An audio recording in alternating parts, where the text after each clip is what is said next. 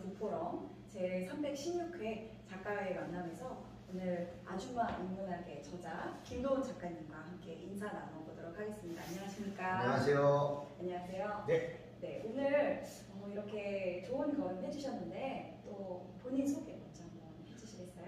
예. 그 북포럼은 그 작가들이 본인이 지은 책을 소개하는 자리잖아요. 저 일단 작가입니다. 책을 두루두루 여러 종류를 집필하는 작가고요. 강연하러 다니는 강연가이기도 하고요. 또 뭐가 있나요? 그리고 이제 아직 반쯤 발을 담그고 있는 언론인이기도 합니다. 예. 언론인이셨군요. 제가 네이버에 사실은 대표님을 이렇게 예. 검색을 해봤습니다. 근데 정말 경력이 어디 기자도 하셨었고 지금 인권강의연구소 대표를 하고 계시고 여러 가지 활동들을 하고 계시는 것 같았어요.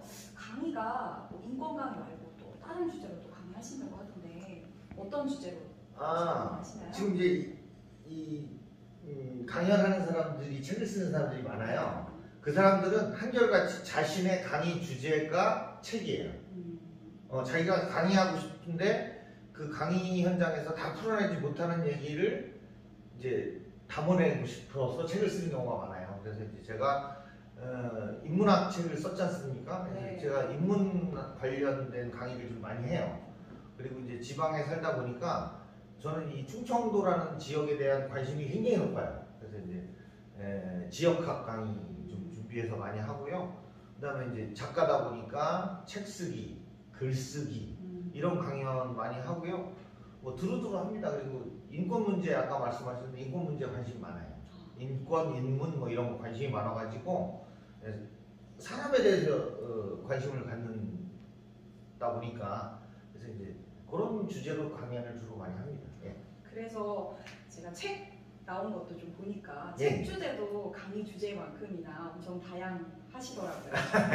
홍보도 있고 또 그렇죠, 홍보. 소설, 수필 전 방면에 걸쳐서 엄청 다양한 이제 도서들을 집필하셨던 것 같아요.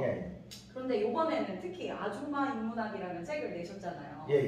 그 아줌마 인문학 그 제목이 저는 조금 특이하다라는 생각을 했습니다. 특히 앞에 아줌마라는 이 단어를 써서 책을 내셨어요. 대상이 아줌마만 있는 책인가요? 그 책을 여러 번 내니까 자꾸 요령만 생기는 거예요. 그게 뭐냐면 일단 이제 많은 에너지와 비용을 들여서 책을 찍으면 처음에는 책을 찍는 데 만족해요. 나도 책을 썼다 여기에 만족하는데 책을 발행하는 횟수가 늘어나면 점차 내 책이 실제 읽히는 책이 되고 싶어 하는 욕구가 강해져요. 내가 이거 뭐 에너지를 쏟아서 지은 책인데 안 팔리면 소용없잖아요. 그래서 많은 사람에게 팔리고 읽히는 책을 쓰고 싶은 마음이 생기는데 요새 사람들 유튜브 좋아하잖아요. 유튜브에서 자기도 모르게 손이 클릭하는 건 제목이 자기 입맛에 맞는 거예요. 그러니까 요새는 모든 콘텐츠가 제목 장사라고 보면 돼요.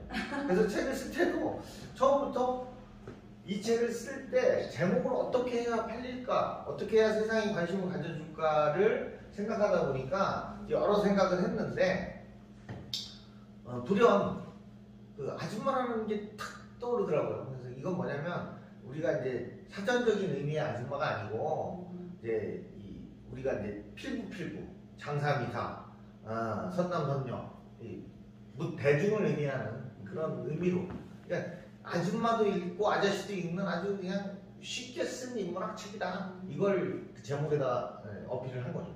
누구나 읽는 그런 의미입니다. 그러니까 누구는 또 아줌마를 너무 깎아놓은 거 아니냐 아줌마가 아무나냐 이렇게 말씀하시는 분도 있는데 그건 아니고요. 아무튼 그 아줌마라는 너무 친근한 말을 갖다가 인문학에다 접목시키니까 반응이 좋던데요. 제목 좋다고. 저도 이 책을 읽어봤어요. 그러셨죠? 그런데 좀 좋은 점이 너무 좋았던 점이 하나 있었는데 다 좋았지만 이 소제목이 굉장히 짧았어요. 그래서 대부분 인문학 책들은 좀 깊게 들어가고 뭔가 거기서 더 펼쳐지게 또 깊숙이 막 들어가는데 그거를 흐름이 끊기게 뭐 바쁜 일이 많다 보니까 그렇죠. 설거지하다가 너 전화 오고 네. 읽다가 보면 내가 시간을 꼭 내야 되는 것이 아닐까 이런 생각을 했었는데 최근 소제목들이 짧고 읽다가 끊겨도 흐름이 끊긴다는 느낌이 안 들어서 굉장히 좋았습니다. 그랬죠. 왜냐면 말씀하신 대로 깊게 들어간 책이 아니라 인문학을 공부하려고 보니 인문학에 관심 좀 갖고 싶은데 기초 지식이 없어가지고 이제 그 접근을 못 하시는 분들에게 말 그대로 이제 베이스를 깔아주는 요 정도는 알아야 되는 건데 이제 문사철로 나눠서 문학에서는 요 정도, 사학에서는 요 정도는 알면 편하다. 다른 인문학 관련 지식을 접하기 편해진다. 라는 전제로 쓴 책이기 때문에 쉽게 썼습니다. 입문서로 굉장히 좋을 것 같은 그런 책이었습니다. 자, 우리가 흔히 인문학을 이야기할 때 문사철 이걸 빼놓고 얘기할 수 없다 이 얘기를 더 많이 하시잖아요. 그래서 이 책도 구성을 보니까 문사철이 다 있었고 책 표지에도 언급을 하셨습니다. 그런데 구성은 문사철이 아니라 사철문으로 하셨어요. 맞아요. 왜 그렇게 구성을 하셨을까요? 제가 이제 저 어문계열 전공자거든요. 대학에 딱 들어가서 문사철이라는 말을 처음 딱 들었어요. 문사철이라는 말을. 근데 그 어린 나이에 20살 때인데 머리에 탁 꽂히더라고요.